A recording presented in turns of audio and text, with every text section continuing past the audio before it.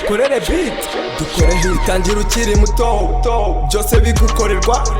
zakeya nyinshi z'umubyeyi byose abigukorera ngaho ndavuga ikibondo kiba kikimurikirwa kiri guhabwa ikaze muri ibi birwa kitara wa mukobwa na tirifata yanteye indobo mana ibyihorere umva uvuze by'urukundo uranyibutsa ngenzi ibintu nk'ibyo wikikije nahoye na ari ese mubuye urabura ko mbabyararimo ari sibye karu kunywa itabi kiri ari kunywa urumogi cyangwa ari ku ntore oya none ari kumwe n'icyana Yes we ari nzi uriyo nywa itabi rwose kiye cyana rero reba romanitse kwa Eric ambwira ko ari kwawa wikwirwe cyane kwa mupolisi uriya sa mupolisi ntazaza mureba nabi akamureka reka za teta kigabo nikijyo cyangwa itabi bazagifunga rero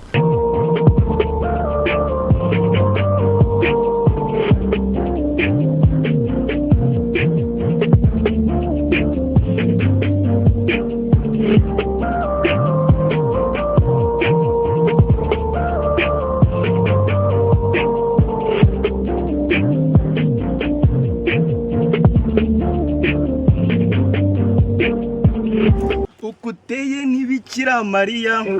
agiye reka kubeshya ega nubwo aba ari ugutebya ufite mu kanwa heza nka Shadibu ugize ngo iki hari umuntu wavuze ngo abakobwa bakunda abahungu n'abahungu bakunda abakobwa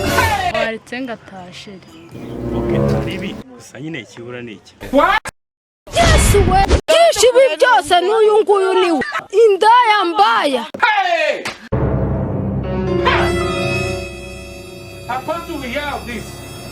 dukorere beat dukore hitangira ukiri muto byose bigukorerwa zakeya nyinshi z'umubyeyi byose abigukorera ngaho ndavuga ikibondo kiba kikimurikirwa ariko ngusigaye urya umupolisi ma Korani n'umwana we twari turi kumwe naba nawe sha hari ibirenze se bazakurasa